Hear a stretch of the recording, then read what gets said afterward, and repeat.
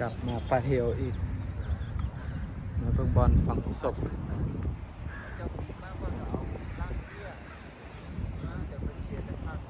หัวอันนี้เมีย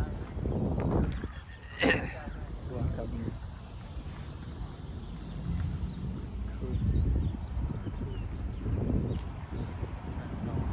ฟาซิลิลามาเป็นถนน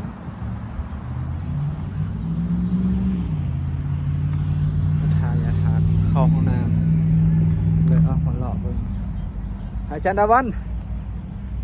ว่าเอามาเลาะนำกันไหมอันนี้ยาพ่อศูนย์อันนั้นอาจารย์ดาวันยาพ่อโดยมีอหยัง บอกให้ฟังหมดดูอยู่ไสนี่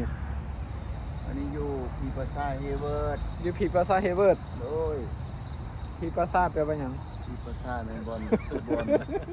พีปราสาทแมนบอลทรงสการคนตายบนทรงสการคนตายเห็นบ่อันนี้บอลดอกไม้หลายๆเนี่ยบ่แม่นอย่างใดโอ้นี่ของคนลาวได้นี่โอ้ของอันนั้นน่ะ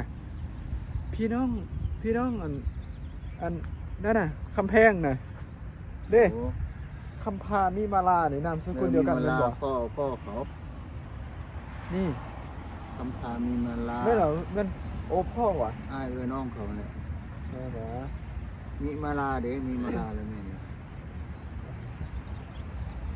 นามสกุลเดียวกับ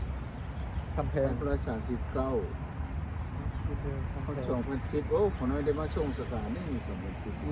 39เซปเทมเบอร์เดือน5ปี2010ตอนบวชเลยนี่โอ้ยังบ่ทันบวชสิมาส่งไวขนาดนั้นเ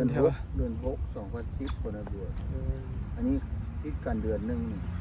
โอ้บวชแล้วเซปเทมเบอร์วันที่5นี่แหละได้มาส่งสการนี่แม่นวะโดยนี่คำพามีมาลาแม่นแหละครอบครัวเพิ่นนี่แหละครอบครัวเขาไอ้นอกคนหลายเด้อคนลาวเด้คนลาวเลยก็แม่สงสัยแม่คำพานี่ผู้ชายบ่ผู้หญิงอยู่แต่บ่แม่นแม่ย่ากับพ่อปู่ของมันขององค์โลนี่